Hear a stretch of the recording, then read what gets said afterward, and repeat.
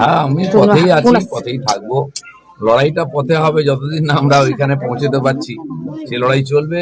আর কর্মীরাও লড়ছেন, তাদের সঙ্গে আছি, তাদের লড়াইয়ের সাথী আছি। তাই এখানে এসছি কুচবিহারের সবার সঙ্গে দেখা করতে।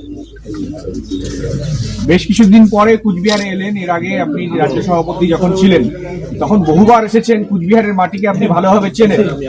এবার কুচবিহারের যে 26-এর নির্বাচনের ফলাফল কি প্রত্যাশা করছেন? দেখুন, যেদিন থেকে বিজেপির উত্থান হয়েছে কুচবিহারেতে, সেদিন থেকে আমরা সংঘর্ষের মাধ্যমে যাচ্ছি। আমাদের বহু কর্মীকে হত্যা করা হয়েছে, অত্যাচার, কেস, হাত পা কাটা, বাড়ি ভাঙা, দোকান লুট। এখনো বহু লোক অন্য জায়গায় আছে, ঘর ছেড়ে চলে গেছে। তারপরেও এখানকার মানুষ আমাদেরকে সমর্থন করেছেন, এমএলএ দিয়েছেন, এমপি দিয়েছেন, পঞ্চায়েতে একাধিক জায়গায় জিতেছি। তো সংঘর্ষের মাধ্যমে আমরা পরিবর্তন করার চেষ্টা করছি। কুচবিহারের মানুষও গতবারে খানিকটা করেছিলেন, এবারে পুরো পাল্টে দেবেন। সমস্ত এমএলএ কুচবিহারে আমরা এবারে জিতবো। দাদা, গতকাল হাইকোর্টের যে পরিস্থিতি তৈরি হয়েছে, শুনানি পর্যন্ত করা গেল না, এটা কি মনে করেন যেটা পূর্ব পরিকল্পিত ছিল, একটা বাধা তৈরি করা যাতে এটা না হয়? এই প্রথম কথা নয়, পশ্চিমবাংলায় কোনো কিছুই আজকে সিস্টেমে নাই, আর কেউ সুরক্ষিত নয়।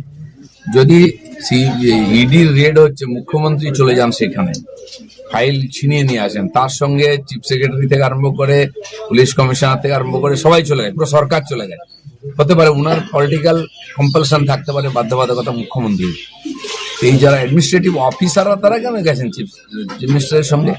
তো পুরো সরকারটাই এখন লুটেরাদের সরকার, চোরেদের সরকার হয়ে গেছে, আর ডাকাতদের হয়ে গেছে। নাহলে আদালতে পর্যন্ত হামলা এর আগেও দেখেছি, শুনানি করতে দেওয়া হয়নি, চিৎকার চেঁচামেচি করে বিচারককে ঘেরাও করা হয়েছে। তো ভারতবর্ষের কোথাও এই দৃশ্য দেখি না আমরা। এই যে গন্ডগোল, এই যে লুটপাট বাংলাদেশে যা চলছে, ওখানে বাড়িঘর লুট, আগুন লাগিয়ে দিচ্ছেন সরকারি সম্পত্তিতে, এখানেও ধীরে ধীরে সেই পরিস্থিতি হবেই। আর যেটা যত বাড়বে তত তাড়াতাড়ি বিদায় হবে।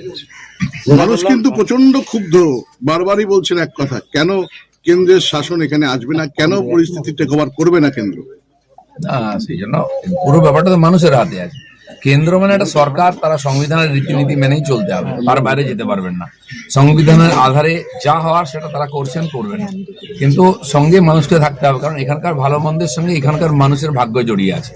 তারা এত বড় বড় ডিসিশন নিয়েছেন। সিপিএম এর মতো একটা পার্টি ছিল যারা সমস্ত কিছু কবজা করে নিয়েছিল, তাকে বিদায় করেছেন।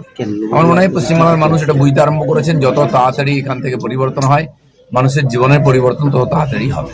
যেটা বললাম, দিনহাটা বিধানসভা যেখানে মন্ত্রী উদয়নপুর রয়েছে, সেখানে গত 1.5 বছর 2 বছর ধরে আপনারা কর্মসূচি করতে গেলেই কোনো না কোনো বাধা, কর্মসূচি বিজেপি এখন পর্যন্ত করতে পারছে না। এই যে বিষয়টা কি দেখবেন?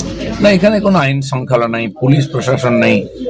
আমাদের পার্টির কাজ করতে গিয়ে বহু কর্মী মারা গেছেন, ক্ষতিগ্রস্ত, সর্বশান্ত, বাড়ি পর্যন্ত ভেঙে গুঁড়িয়ে দেওয়া হয়েছে। তার মধ্যেও পার্টির ঝান্ডা ধরে আছেন কর্মীরা।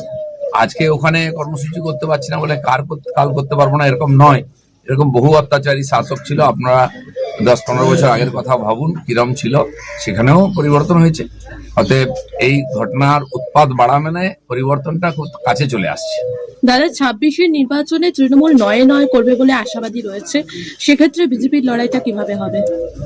আমরা আমাদের জেলা করেছি 8-এর, আমরা 8টা জিতবই। সারা পশ্চিমবাংলায় এই অবস্থা আছে। আপনারা কুচবিহারে থাকেন বলে আমাদের মনে হচ্ছে খুব কষ্টে আছেন। কষ্টে সারা পশ্চিমবঙ্গবাসী আছে, তারাই পরিবর্তন করবে। আর বিজেপি অনেক বড় বড় এরকম কেল্লাকে ভেঙে গুঁড়িয়ে দিয়েছে।